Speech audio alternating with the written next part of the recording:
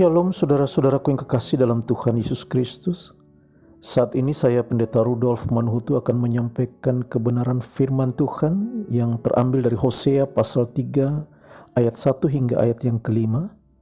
Dan firman Tuhan ini diberi judul Kasih Allah Sepanjang Masa.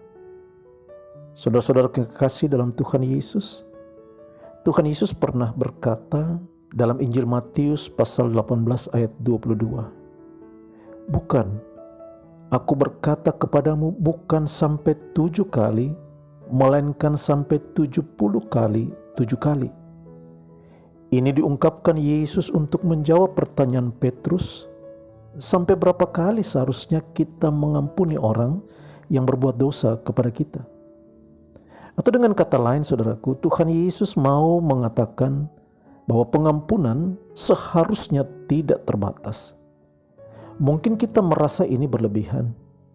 Masakan sih kita harus berdiam terus?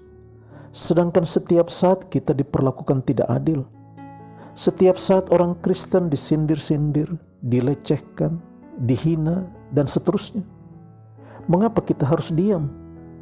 Apakah kita takut sehingga tidak bersuara? Atau apakah ini bentuk putus asa atau masa bodoh? Karena toh tidak jarang yang bersuara malah kemudian disalahkan. Nah, saudara-saudaraku, sesungguhnya perikop kita saat ini secara tidak langsung sedang menjawab pertanyaan-pertanyaan itu. Ketika dalam ayat 1 Tuhan berfirman dan memerintahkan Hosea dengan berkata, "Pergilah lagi, cintailah perempuan yang suka bersundal dan berzina, seperti Tuhan juga mencintai orang Israel, sekalipun mereka berpaling kepada allah-allah lain dan menyukai kue kismis." Saudaraku, ada beberapa hal penting di sini yang patut kita perhatikan. Yang pertama, Tuhan memakai kata suka bersundal, bukan sudah bersundal. Ini untuk menunjukkan betapa jahatnya Israel sehingga bersundal atau bersinah itu sudah menjadi kesukaan mereka. Yang dimaksud di sini, Israel telah bersundal secara rohani dengan mengikat hubungan dengan allah-allah lain selain Tuhan Allah sendiri. Dan itu telah dilakukan berulang-ulang. Yang kedua, Gomer yang sesungguhnya adalah istri sah si Hosea, rupanya sudah pergi meninggalkan Hosea untuk berselingkuh dengan laki-laki yang lain. Ini menggambarkan bangsa Israel yang adalah milik kepunyaan Tuhan, yang ternyata sudah juga pergi meninggalkan Tuhan untuk menyembah sembahan-sembahan yang lain. Tetapi dengan penuh cinta, dengan penuh kasih, Tuhan memerintahkan Hosea untuk pergi dan kembali mencintai istrinya Gomer.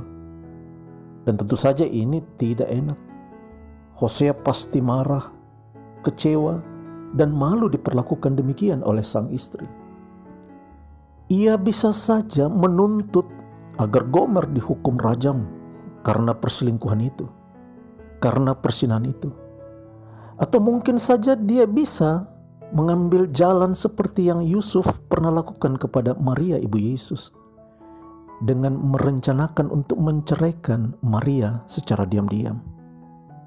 Tetapi saudara-saudaraku, semua perlakuan yang dilakukan oleh Gomer sama sekali tidak dapat menghilangkan cinta kasih yang sejati.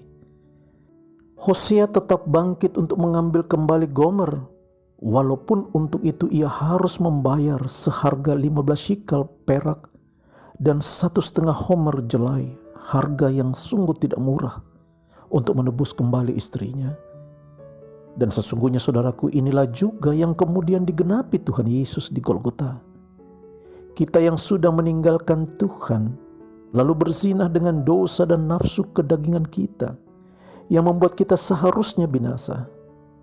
Tetapi jauh-jauh Tuhan Yesus datang, lalu membayar kita dengan harga yang lunas dibayar, yaitu seharga dengan nyawanya, darahnya, dan tubuhnya yang ia korbankan di kayu salib.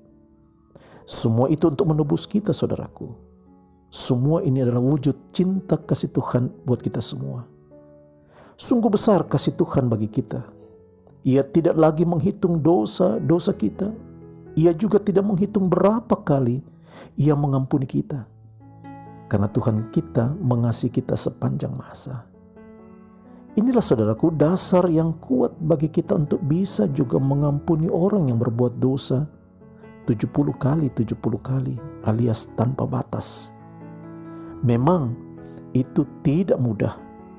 Tetapi itulah yang seharusnya kita lakukan sebagaimana Tuhan Yesus sudah melakukannya bagi kita.